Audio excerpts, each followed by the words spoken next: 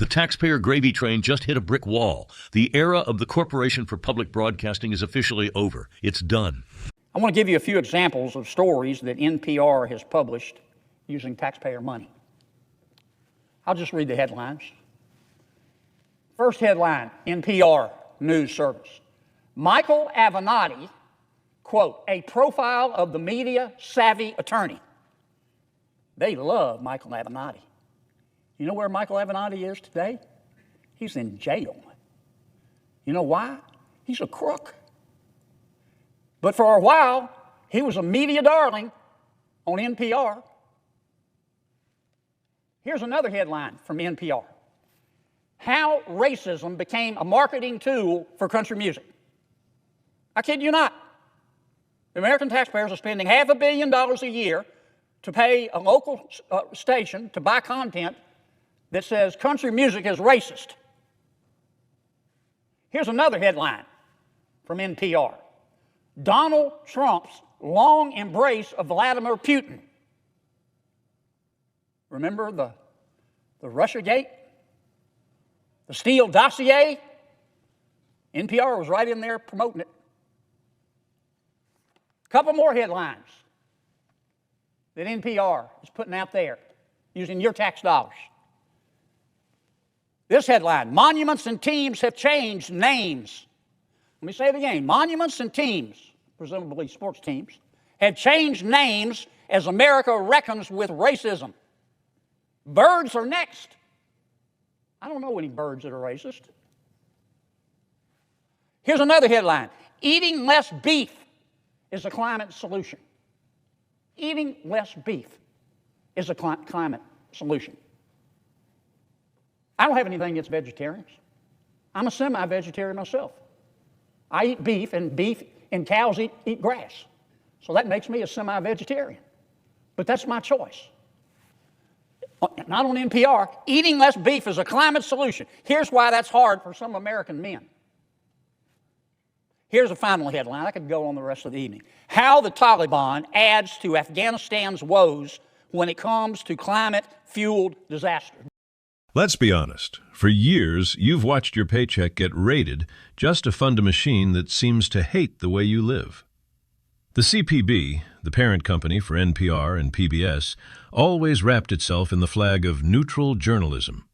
But anyone paying attention knew better. Senator John Kennedy finally said what everyone was thinking. These weren't public services. They were partisan megaphones. We're talking about over $500 million in federal cash being dumped into these outlets every single year.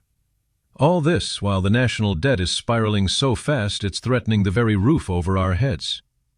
The Rescissions Act of 2025 wasn't just some boring budget cut. It was a stand for a simple idea. Why should you be forced to pay for a narrative that treats your values like the enemy? You could feel the air leave the room in the Senate as the money finally ran out for the ideological elite. Kennedy didn't just walk in there and start shouting. He brought the receipts. In a performance that people are going to be talking about for a decade, he hauled out giant posters of the actual headlines these state-funded experts were churning out. He showed the world headlines that tried to link traditional American music to deep-seated social sins, or tried to find common ground between radical regimes and environmentalists. Kennedy just looked at them with that trademark look of, "You've got to be kidding me." He asked the real question.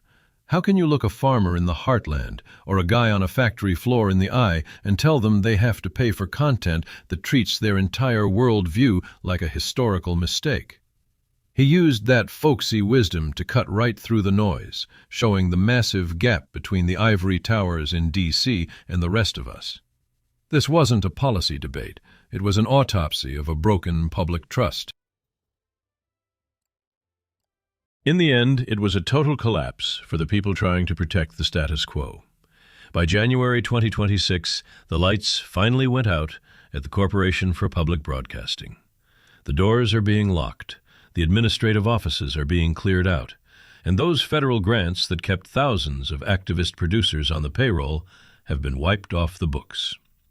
Sure, the media elites are crying about a cultural loss, But for a lot of Americans, this feels like the scales are finally being balanced. The logic is simple. If people actually want this programming, they'll pay for it in the free market. No more forced extractions from your taxes.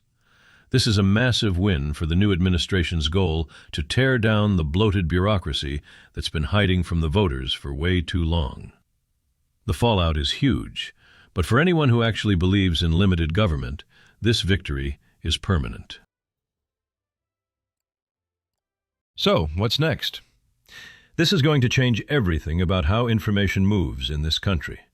The death of the CPB is a signal fire to every other government-funded agency that thinks they don't have to answer to you. We are finally moving toward a world of decentralized, independent media. We're talking about a future where the truth isn't curated by some state-funded authority. Local stations that used to survive on the federal teat are now actually talking to their own neighbors to stay alive. It's making media authentic again. This shift might be a shock to the system for some, but it's the only way to get a national renewal started. The message from the American people is loud and clear. The days of you paying for your own brainwashing are finished.